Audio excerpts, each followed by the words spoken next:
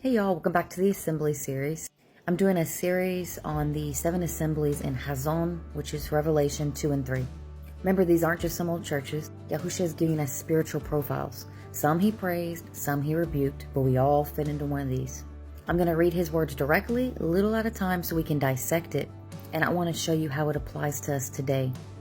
I'll also give you geographical context, historical context, spiritual context, Strong's Concordance, whatever I can give you, I'll give you. Now we're going to be looking at Thuateira. Not sure if I'm saying that absolutely correct or not, so don't shoot the messenger. I'm trying. So let's give you a little context here. Thuateira was the smallest and least important city of the 7, but Yahusha gives him the longest message. Why? Because Thuateira was drenched in trade guilds, like workers' unions.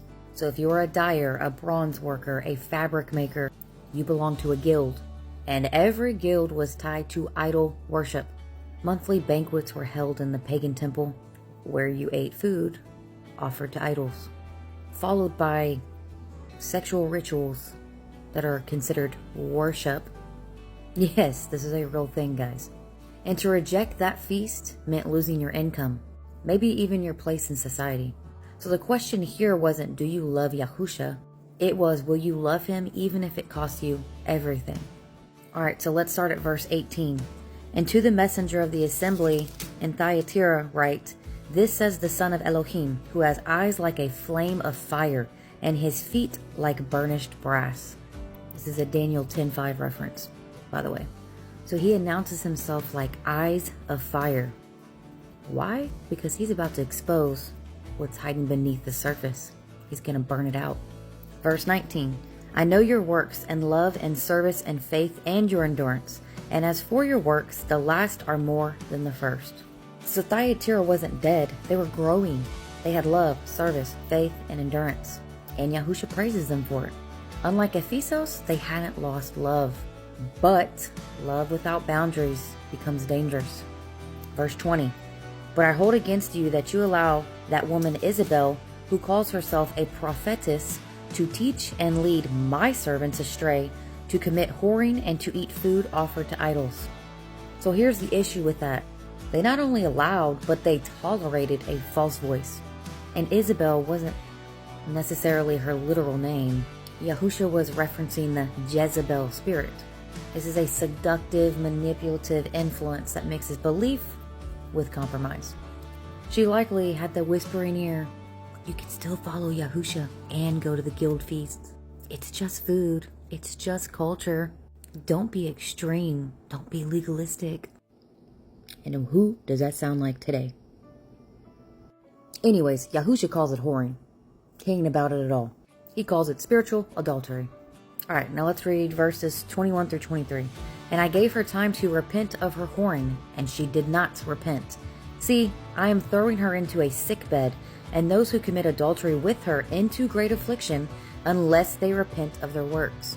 And I shall slay her, children with death.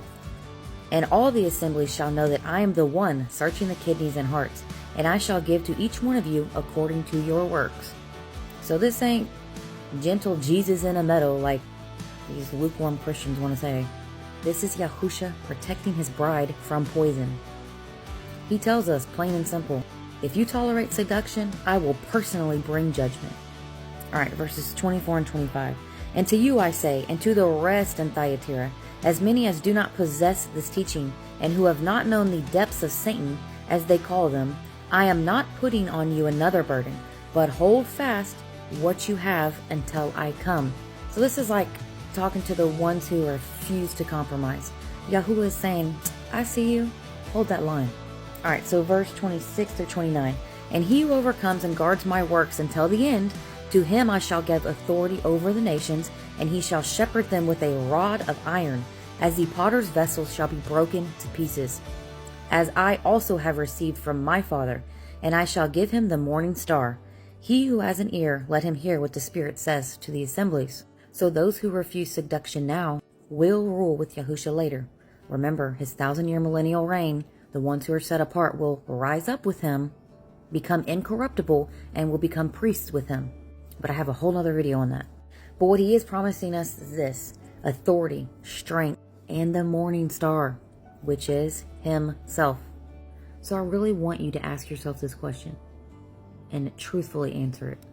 Do I tolerate what Yahusha calls sin in the name of love or grace? This is a very modern Christianity type view, and it's wrong. Is there a voice in my life that makes compromise feel reasonable? Would Yahusha call me faithful or tolerant?